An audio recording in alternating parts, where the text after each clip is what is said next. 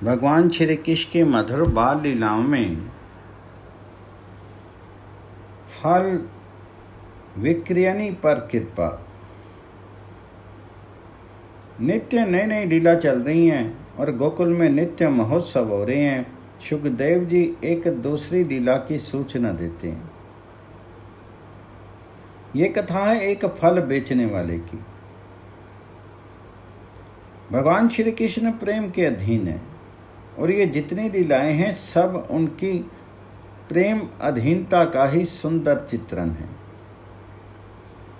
लेकिन ये ऐसी प्रेम अधीनता है कि अब वे किसी जाति पांति का भेद नहीं करते, स्त्री पुरुष का भेद नहीं करते, विद्वान मूर्ख का भेद नहीं करते, बूढ़े बालक का भेद नहीं करते। जो भी कोई इनसे प्रेम करे उसी के ये अधीन हो जाए। ये इनका प्रेम अधीनता का स्वभाव है, स्वरूप है। अपने सारे ऐश्वर्य को भूल करके अपनी भगवता को एक ओर रख करके प्रेम अधीन बन करके उनको सुख दे, ये इनका स्वभाव है। वे प्रेमी भक्त मात्र के वशीभूत हैं। केवल किसी गोपी के लिए ही नहीं है, नीच जाति का हो, चंडाल हो, वह भी यदि इनसे प्रेम करना चाहे तो उनका चंडालत्व, नीचत्व बाधक नहीं होता, वे उसके अधीन हो जाते हैं। ब्रज में एक परोड़ा चंडाल नहीं रही। वे बेचारी वनों में से फल इकट्ठे करके लाती और बेचा करती। एक दिन मैं इधर आ निकली, उसने सुना था कि एक बड़ा सुंदर लाला हुआ है नंद बाबा के यहाँ, और उसको जो देखता है वह मोहित हो जाता है। फिर उसके मन में आया कि मैं तो रही चंडालनी, मेरे घर में प्रवेश होगा कैसे और मुझे वह दिखेगा कैसे। उसने सोचा कि चलो और कुछ नहीं तो फल की टोकरी उठा करके नंद बाबा के घर के आगे जा करके, पीछे जा करके कहीं से भी पुकार लगावें, फेरी दे ले, प्रणाम कर ले, वहाँ की चरण धूलि को ले लें, इतना तो करें। फलों से भरी हुई टोकरी को लेकर के वे वहाँ पहुँची। वहाँ एक पीपल का पेड़ था, उसके नीचे उसने टोकरी उतार करके रख दी और बैठ करके विश्राम करने लगी। शरीर कुछ शिथिल था, वृद्धावस्था सी आ गई थी, फेरी दे रही थी और उनके माथे पर पसीने की बूंदें आ रही थी। उसने अपने फटे आंचल से पसीना पोंछा। वह जहां बैठी थी ठीक उसके सामने नंद बाबा के महल के पीछे की ओर नंद बाबा का खलिहान था। वहां पर नए धान के ढेर लगे थे। ये धान के ढेरों की ओर देखने लगी। उधर मैया बड़ी सावधान है। जब से त्रिनावर्त आया था तब से मैया के मन में बड़ी चिंता कि कन्हैया बाहर निकले और कहीं कुछ हो जाए, तो मैया ने रोक ही लिया था कि बाहर नहीं जाए, आंगन में खेले, और तमाम परिचारिकाओं को, सेविकाओं को कह दिया था कि कोई भी उसे बाहर नहीं जाने दे। ये बच्चा ना माने तो आकर के मुझसे कह दे। इसलिए ये अंदर ही प्रायः खेला करते। फल वाली का दूर ग्राम में घर था। जब ओस पड़ रही थी बहुत सवेरे ही, तभी वह घर से चल दी थी।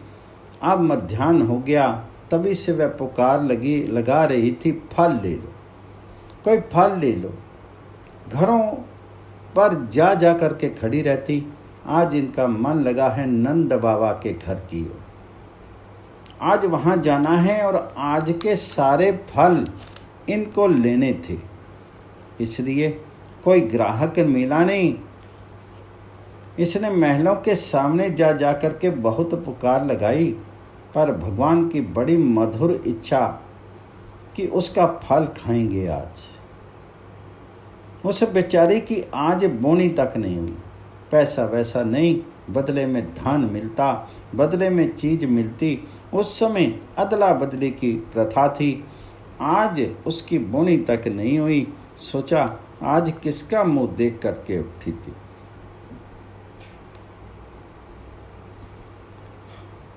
अनंत विश्व के अनंत प्राणी, ऋषि मुनि, बड़े बड़े देवता, ये फल दान के लिए जिसके सामने हाथ पसारते हैं कि महाराज फल दे दो, हमने यज्ञ किया है फल दे दो, तप किया है फल दे दो, जप किया है फल दे दो, हमने मुमुक्षा किया फल दे दो। मोक्षार्थी है ना, मुमुक्षु फल चाहता है। सारा विश्व ब्रह्मांड जिन एक के सामने निरंतर हाथ पसारे रहता है, इंद्र मनिंद्र सुरेंद्र सब के सब वे आज तुम्हारे सामने हाथ पसारेंगे कि मैया फल दे दो। आज जो अखिल विश्व को फल देने वाला है उसको तू फल देगी। भाग्य लक्ष्मी उसकी कह रही है कि तू पागल क्यों हो रही है, आज तेरा सारा जीवन सफल होगा। जीवन का परम सौभाग्य जो होने वाला है उसका सर्वोत्तम सम उज्ज्वल सुप्रभात तो आज ही है।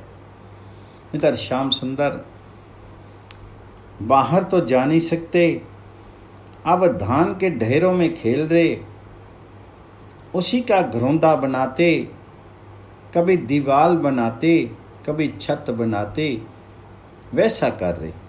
अब धान राशि की ओर उनका ध्यान गया। सोची देखो कितना ढेर का ढेर पड़ा है, मेरी टोकरी में तो कुछ पड़ जाता फल के बदले में तो कितना अच्छा होता। अब भगवान खेल रहे, धान बनावे मिटावे, आज अकेले थे। योग माया पहले से ही ठीक करके रखती है कि आज कौन साथ रहे, किस लीला में कौन साथ रहे, ये सारा पहले से ही अग्रगण्य का पूरा आयोजन कर देती है योग माया। अकेले थे ना, और मैया ने यह भी कह दिया था कि ध्यान रखना तो दासियां परिचारिकाएं ये सब पास आ जाएं। मैया ने यह भी कह दिया था कि देखो खेल खेलते ये रूठ गया, रोने लगा, फिर इसको बाहर जाने से रोकना मुश्किल हो जाएगा। जैसे खेले वैसे खेलने दिया करो, रोका मत करो और ध्यान रखा करो।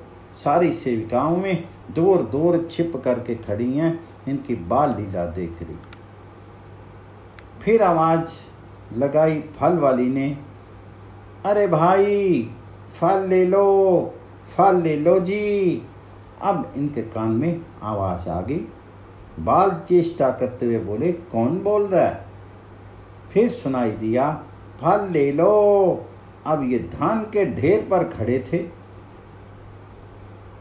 तो कूदे वहां से, बोले फल क्या होता है। ये कहती है फल ले लो, ये फल क्या चीज है, चलो देखें ये फल क्या होता है।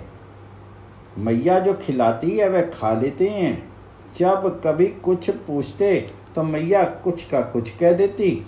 फल नाम इनके सामने कभी आया नहीं। माँ ने कहा आम, तो आम जान गए। अब आम फल होता है ये इनको क्या पता। वह बोली नारंगी है, तो जान गए नारंगी है। अब नारंगी कोई फल होता है ये नहीं जानते। बेचारी फल वाली ने फिर पुकार दी तो कोई बोला नहीं। इतने में देखा कि पिछली जो प्राचीर है उसका जो पिछला दरवाजा है उसके पास एक बड़ा सुंदर बालक खड़ा है। उसके अंग प्रत्यंग से मानो शोभा झर रही है। उसकी अलकें बिखरी हुई हैं, नेत्र इतने आकर्षण है कि जहाँ दृष्टि गई वहाँ वह सारी सृष्टि को खो करके मन हर लेता है। सुंदर नासिका है, लाल लाल बड़े सुंदर होठ हैं और काजल के टीके लगा रखे हैं। मैया बड़ी सावधान रहती। भरकोटी पर मसी बिंदु सोहे, सके सोर ना गाएं। फल वाली तो अच्छी थी, फल बेचने उसको देख करके भूल गई।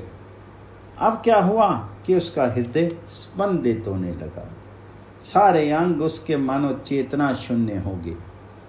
बालक खड़ा है ज्यों का त्यों, देखती है और देख करके स्तंभित रह जाती है। ये देखते हैं कि अब कि मेरी ओर देखे तो इशारा करूं। फिर देखा उसने तो भगवान जी ने दाहिना हाथ उठा करके कहा, ठहर ठहर माँ, मैं फल लूंगा। इसने सुन रखा था कि बड़ा सुंदर नंद लाला है, पर अब इनकी चेष्टा देखी। नंद बाबा का महल तो पहले देख ही लिया था, जान गई कि यही नंद लाला है। अब ये वह है जिसको देख करके नेत्र तृप्त हो जाएं, जो रूप आज अच्छा और कल बासी हो जाए, जिसकी ओर से नेत्र कभी देखते देखते हट जाएं, वह जातिक रूप है। जगत का सौंदर्य कितना ही कोई आकर्षक हो, वह निरंतर आकर्षण नहीं रख सकता और बढ़ता तो है ही नहीं। लेकिन भगवान श्याम सुंदर का सौंदर्य ऐसा अप्रतिम है कि जितना देखो उतना ही देखने की लालसा बढ़ी। वह नित्य नव सुंदर है, वह सौंदर्य नित्य नया बनता है, उसकी ओर से कभी चित्त हटता नहीं। बोले कितना देख लिया, अब तो घर में ही रहता है, कौन उसको बार बार देखे। संसार में संसार की वस्तुओं के सौंदर्य पर मन लुभाता है, और जब तक नहीं मिलता है तब तक उसके लिए मन में आकुलता आतुरता भी होती है। मिल जाने पर कुछ समय तक संयोग सुख भी होता है, उसके बाद उसमें साधारण बुद्धि और फिर उपेक्षा बुद्धि हो जाती है, उसकी ओर देखता नहीं। तमाम विषयों का यही स्वरूप है। पर नंद नंदन का भगवान श्याम सुंदर का जो सौंदर्य है, ये उस श्रेणी का नहीं है। ये तो नित्य नव सुंदर, नित्य नव मोहन है।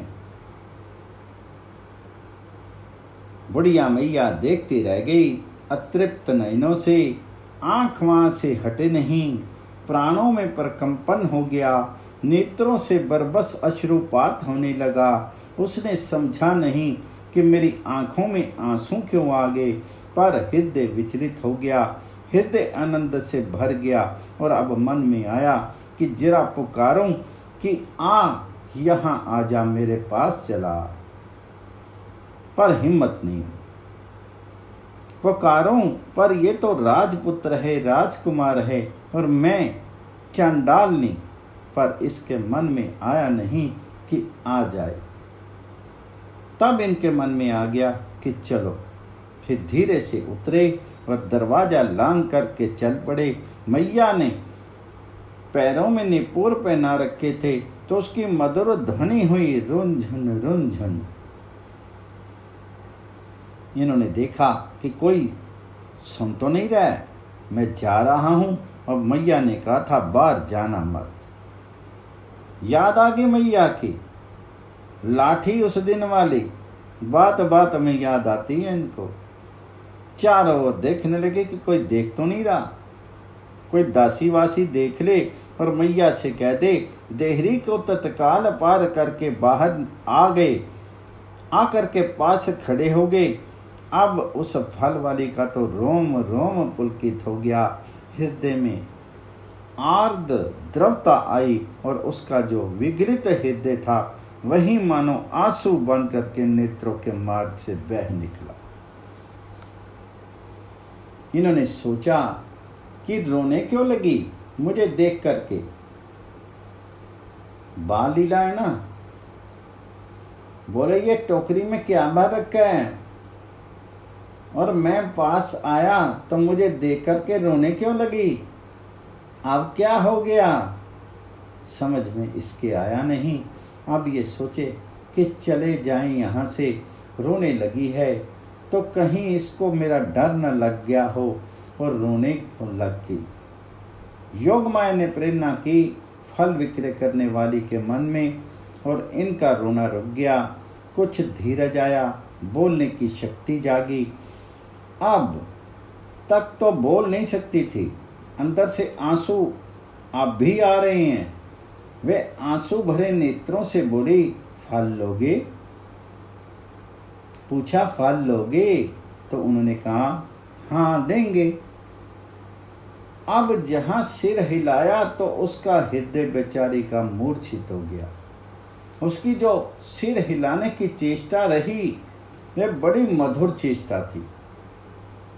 इस बाल भंगिमा को देख करके, भगवान जी के सिर हिलाने की चेष्टा को देख करके वह फल विक्रेंती बेचारी देखती रह गई। फिर इनके मन में आया कि कहीं दासी ने देख तो नहीं लिया, कहीं मैया आ गई तो बड़ी मुश्किल होगी। सोचा जल्दी जल्दी इसका काम कर दे, ये तो बोल के रह गए। तो उसने टोकरी उठा ली, माथे पर खड़ी हो गई। अब इनकी बड़ी विचित्र मुद्रा हुई कि अभी रो रही थी और रोते रोते खड़ी हो गई, और ये पगली सी बावली सी मालूम होती है। ये फिर रोने लगी और बोल कुछ नहीं रही है। ये क्या है? भगवान जी के समझ में नहीं आया कि क्या कर रही है। उल्टे जा तो नहीं रही है, ये टोकरी में भर करके क्या लाई थी? अब पहचान गए, देखे केले हैं। ये केले खाए हुए थे, बेर खाए थे। ब्रज में बड़े सुंदर सुंदर बेर थे, नारंगी थी। पहचान गए कि खाने की चीज है। फल से नहीं समझे थे, अब पहचान गए। उन्होंने सोचा कि ये तो लेकर जा रही है। मन में बड़ा लालच हुआ। ये लालच भी इनको होता है। जब कहीं किसी प्रेमी की चीज देखते हैं तो उसका मन ललचा उठता है। वहां अपने आप को भगवता आदि सब भूल जाते हैं। सोचे ये चली गई तो फिर कहाँ से खाने को केले मिलेंगे। बोले, अरे ठहर तो, फल दो। अब फल याद आ गया। अब जैसे ही ये बोले तो मानो अमृत का झरना झर गया। उनके कानों में मानो किसी ने परम दिव्य सुधा की धारा भर दी। यह अत्यंत विहल हो गई। अब उनके मन में इतनी आनंद की तरंगे उठने लगी कि वह समा नहीं सकी। मानो नदी में एक सुंदर मनोहर बाढ़ आ गई। ऐसी तरंगे नहीं जो उछल उछल कर किसी को तकलीफ देती हों, बल्कि ऐसी मधुर तरंगे जिनके आनंद की कोई सीमा नहीं। उठने लगी और वह उसी में मत हो गई। वह उसका सारा का सारा हृदय प्रेम से आनंद से भर गया।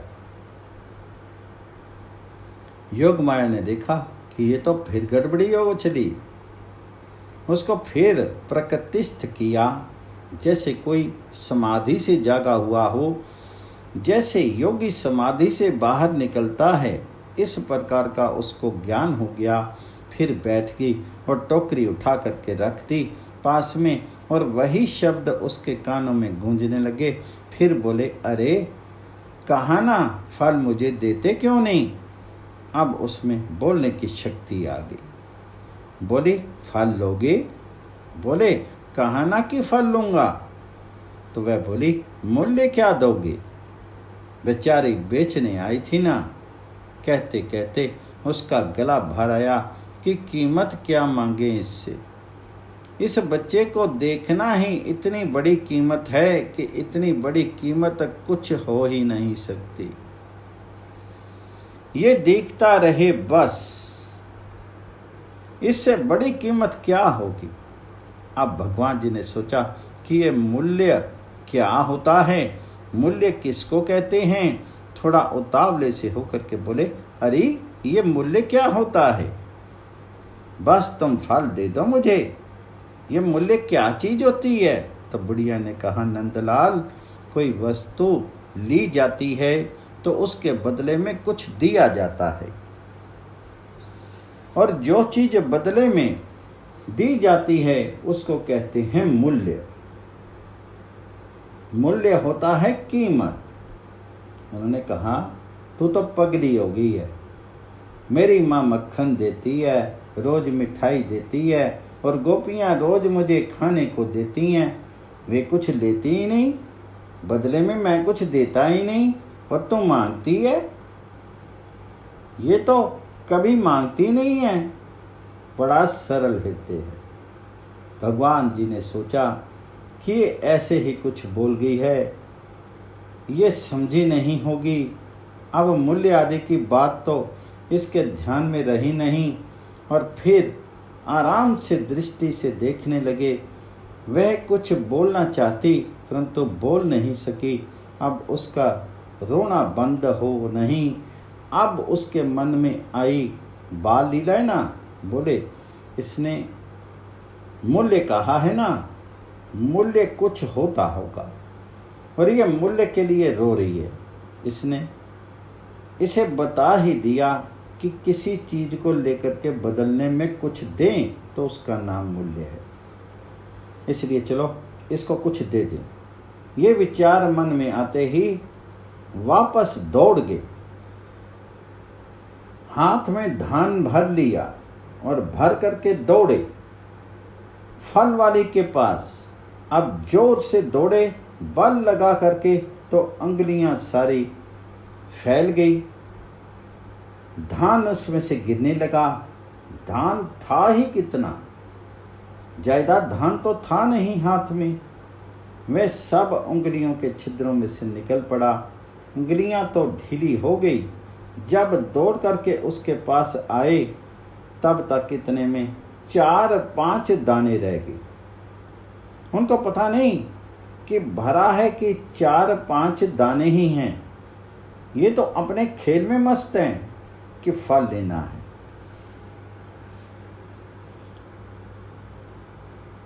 आते आते ही देखा तो एक ही दाना रह गया। टोकरी के पास हाथ पहुंचा तो एक दाना था।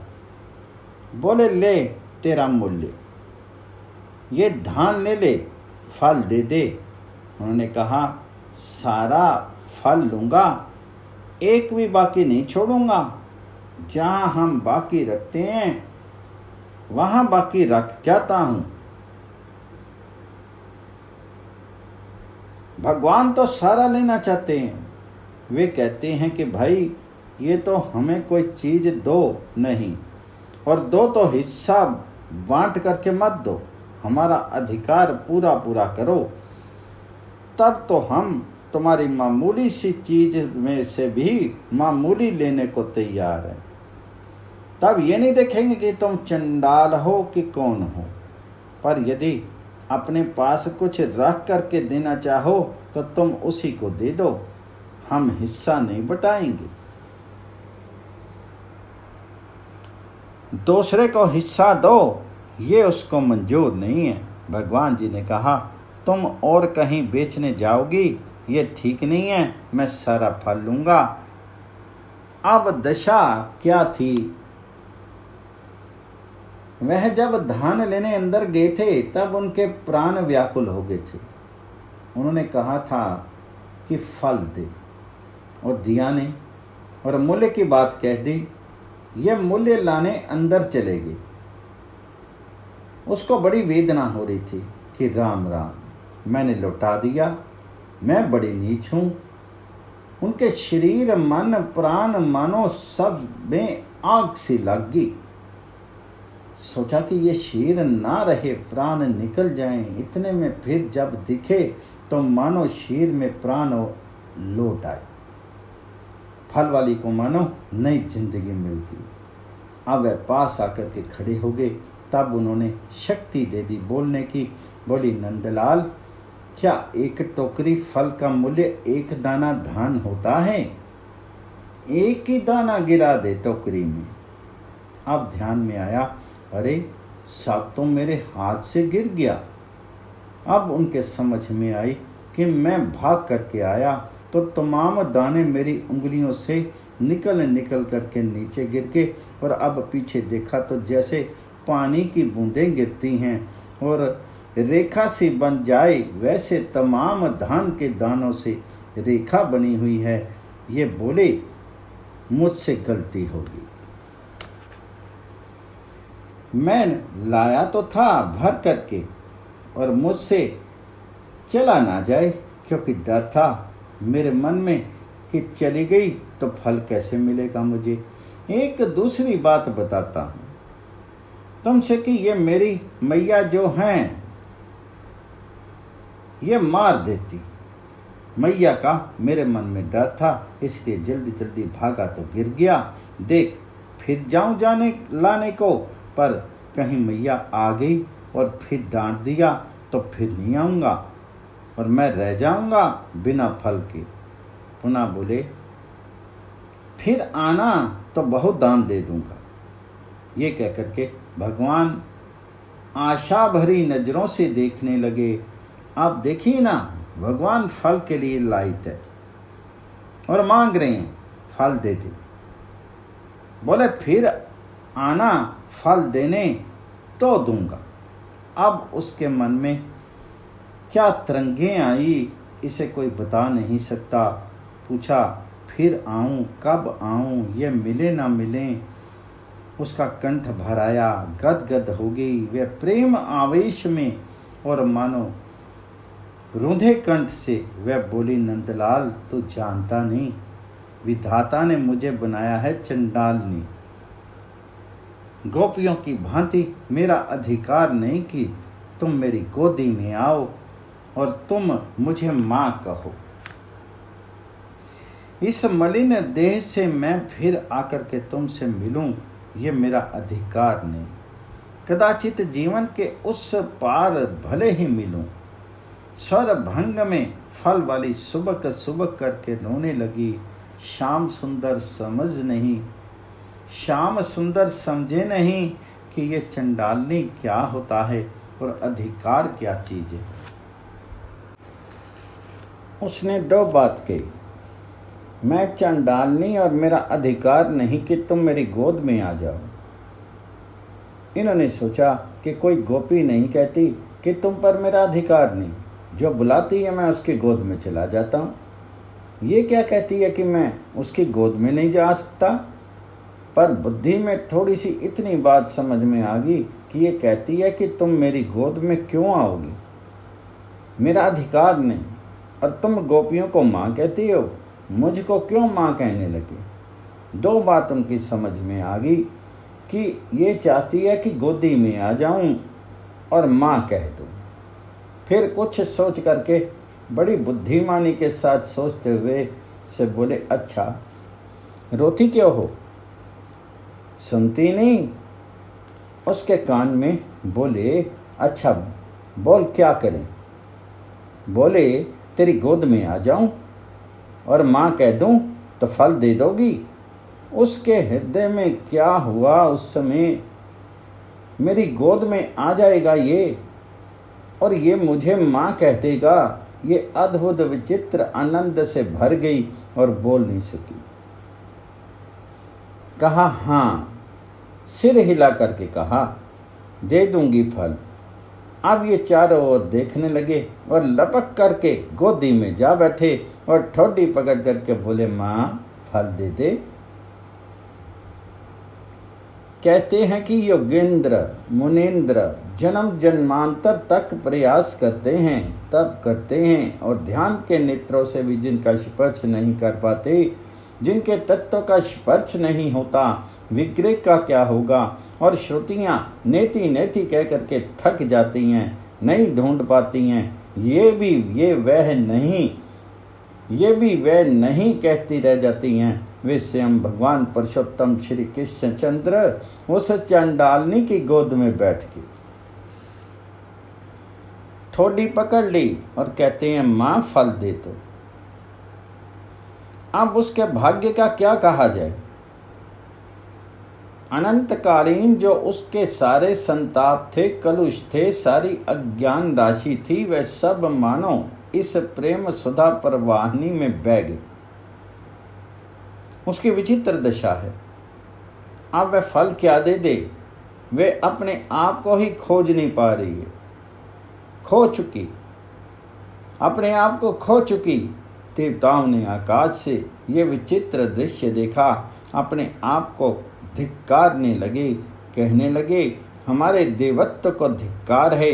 देवताओं ने देखा कि वे बेसुध है, बाहरी चेतना नहीं है। श्री कृष्ण उसकी गोद में से उतरे और हाथ फैला करके सामने खड़े हो गए कि मैया दे दो। ठीक वैसी अंजलि है जिस अंजलि में वे धान भर करके लाए थे और धान गिर गए थे, वे दोनों हाथों से फल उठा उठा करके उनकी अंजलि में रख देती।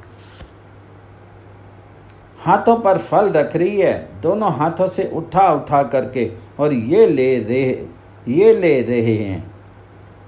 अब वे कितनी बड़ी अंजलि हो गई क्या पता है, और टोकरी के फल कितने हैं क्या पता है। यहाँ पर सारा चिन्ह में राज्य का साधन था ना, फिर भी चिन्ह में देने वाले भी चिन्ह में, लेने वाले भी चिन्ह में, संकोच विस्तार का यहाँ कोई प्रश्न नहीं। हाथों में फल भरने लगी और बहुत फल भरा, परंतु लोगों को यही दिखता है कि वह थोड़ा सा फल है, नन्हे से हाथ हैं, पर सारा फल भर गया और ना मालूम कितना फल बढ़ गया, कोई ठिकाना नहीं। फल जब ले लिया और टोकरी में एक दाना गिर गया तो कहने लगे कि अब तो जा, कहीं मैया आ गई तो मुश्किल हो जाएगी। मैंने तेरे सारे फल रख लिए हैं। बोले मैं खाऊंगा और माँ तुम जाओ। अब वह उन्मत्त सी हुई वहाँ से चल पड़ी। उसने देखा नहीं क्या है और टोकरी उठा ली माथे पर। कुछ दूर गई तो टोकरी भारी मालूम पड़ी। बोली ये क्या हो रहा है, ये टोकरी को क्या हो गया। सिर पर बोझा लगा तो टोकरी उठा करके रखी जमीन पर, तब देखा कि टोकरी तमाम रत्नों से भरी पड़ी है।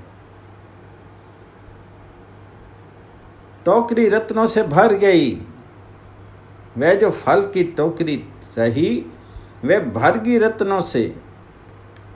इसने उतार करके देखा कि ये तो पत्थर भरे हैं,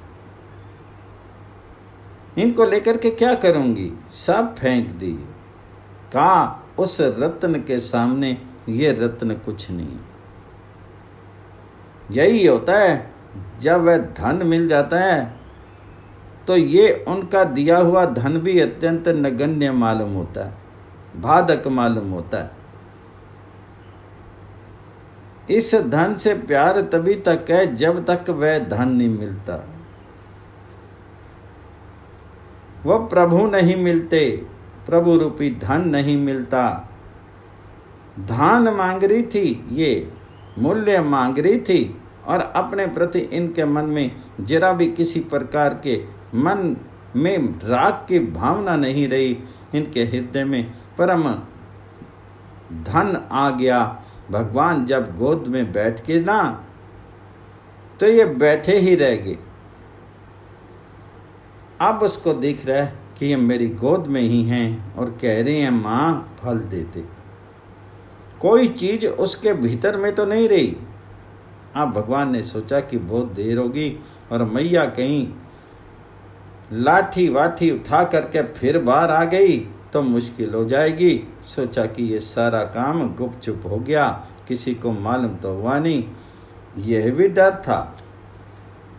और उसकी गोदी में बैठ के तब मैया कहेगी कि गोदी में क्यों बैठ गया, उसके ये भी डर था। सोचा मैया को क्या पता, वह तो भीतर थी और मैं यहाँ अकेला था।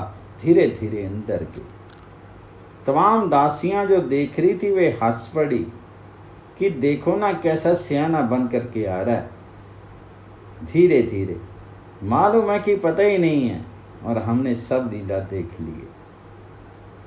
ये आगे बढ़े, दासियां सब देखी गई थी। ये मधुर मधुर नपोर ध्वनि करते हुए चले। अब डर नहीं, अब अंदर जा रहे हैं ना, अब तो चोरी का डर नहीं है। महल में प्रवेश करने लगे और दासियां सब हंसने लगी, नंद नंदन की ओर देखने लगी। और इतने में यशोदा मैया भी आ गई। देखा हाथों में फल हैं। मैया ने गोद में उठा लिया, मुख चूमा और बोली, पुत्र कुत्र लब्धानी तानी मानी। बेटा लाला फल कहाँ से लाया, किसने दिए, कहाँ से मिला? बोले, मैया एक फल वाली आई थी। मैया उसने कहा कि कोई फल ले ले। मैं तो समझा नहीं कि फल क्या हैं। नारंगी ले ले, केला ले ले, ये तो उसने कहा नहीं। मैंने देखा कि ये क्या है। मैया वह बड़ी अच्छी थी। मैया मुझे तो वह मैया सी लगी। अरे उसने मुझसे बड़ा प्यार किया। मैया माँ बोली, उसने कुछ दिया नहीं तो बोले, मैया उसको धान दे दिया। मैया ये नहीं कही कि कैसे ले आया बिना कुछ दिए। बोले, मैंने धान दे दिया और उसने मुझे फल दे दिए। अब दासियां विनोद से बोली कि मैया छूना नहीं उसको। इन्होंने कहा कि क्यों? बोली, मैया हम सब देख रही थी ना, ये उस चांडालनी की गोद में जा बैठा, ये फल का लोभी है ना। और कहा, माँ फल दे दे। उसको माँ माँ कहने लगा, उसकी गोद में जा बैठा और उसकी ठोडी पकड़ ली। उसने इसे अपने हृदय से लगा लिया। मैया तो प्रसन्न हो गई। लोगों ने कहा है कि इसने माँ कहा, आशीर्वाद तो दिया ही होगा। मैया ने सोचा मन में कि सारे जगत की सारी स्त्रियों को ये माँ कहे और सारी स्त्रियां इसको आशीर्वाद दे कि बेटा चिरंजीवी हो। इससे बढ़कर के यशोदा का सौभाग्य क्या होगा। मैया बोली, दासियों क्या बात है, ये तो बड़ा अच्छा किया, समझदार हो गया। ये विधाता यही करे कि ये सब स्त्रियों की गोद में जाए। गोद में लेने वाली सभी स्त्रियां इसी को बेटा समझे तो सब निहाल हो जाए। बेटा समझती है ना, और सब उसे आशीर्वाद दे। यूं कहते कहते मैया के नेत्रों से अश्रुपात होने लगा। निहाल होगी मैया। अब तो कन्हैया ने देखा कि मैया खींचेगी नहीं, और दासियों ने कह दिया कि क्या हुआ। दासियों ने कह दिया तो क्या हुआ, अब कि अकेले में मिलेंगे तो इनको ठीक करना है। माँ से शिकायत कर दी, पर मैया तो मेरी माँ है, इनकी थोड़ी है। मेरी मैया खींची नहीं मुझ पे। इतने में वह सब बच्चे देख रहे थे कि आज बहुत देर से अंदर से आया। मैया के डर से बच्चे सब बाहर थे।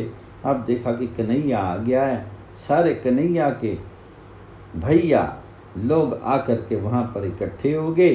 अब कन्हैया को भी आश्चर्य हो गया कि ये तो जरा सा मेरी अंगुली में था, वह ढेर कैसे लग गया, वहाँ फल का ढेर लग गया। मैया ने देखा क्या बात है, इतने फल।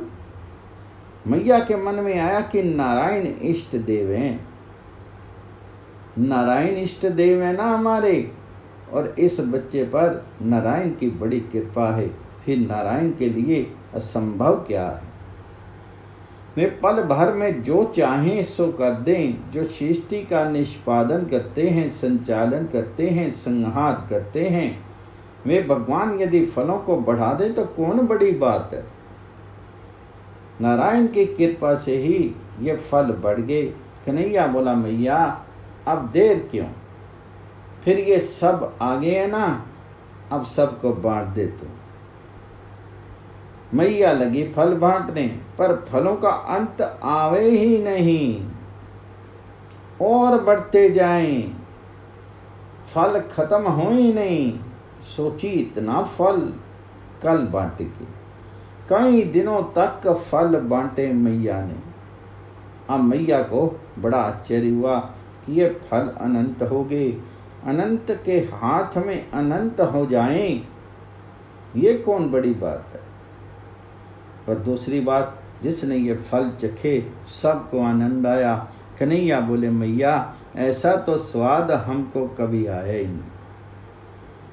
सब लोग बोले, ये तो बड़ा सुंदर है, ऐसा स्वाद, ऐसा तो स्वादिष्ट फल, ये बड़ा चमत्कारी फल है, अभी तक ऐसा स्वाद तो कभी हमको मिला ही नहीं। अब तमाम गोप बालकों को मैया बांटने लगी। अब ब्रज सुंदरियां आई, कोई मथानी मांगने के बहाने, कोई किसी बहाने, कोई किसी बहाने, ये रोजाना का काम हो गया। वे किसी न किसी रूप में आया करती। एक दिन एक गोपी आई और आकर के देखा कि ये फल खा रहे हैं,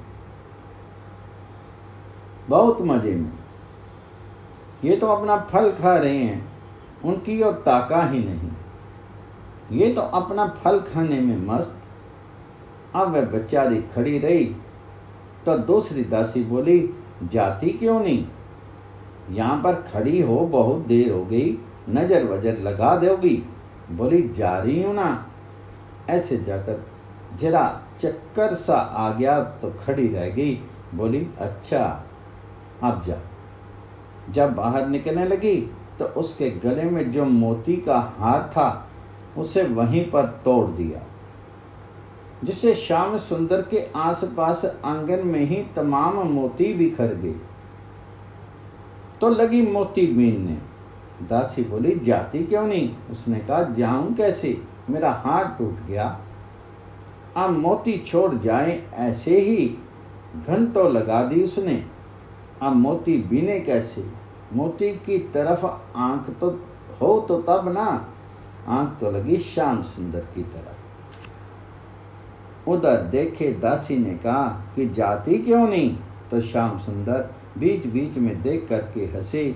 मैया सब चेष्टा देख चुकी थी। मैया ने कहा दासी से कि रोको, जाने मत दो। लाला जो बीच बीच में देख करके हंसता है तो उसको सुख मिलता है, उसके यहाँ रहने से उसको सुख मिलता है, लाला को सुख मिलता है ना। मत रोको उसको, और जो आवे उसको आने दिया करो। लाला हंसे बस, कोई आवे कुछ भी करे लेकिन लाला हंसे। इस प्रकार से बड़ा सुंदर आनंद मिल रहा है, और वह सब आती हैं, जाती हैं, देख जाती हैं। ऐसा आनंद छाया है कि जिसका कोई ठिकाना नहीं। एक दिन की बात नहीं, 2 दिन की बात नहीं, ये रोज की बात है। एक लीला इस बीच में और है, वह गर्ग संहिता की है। बाल कृष्ण भगवान जी की जय।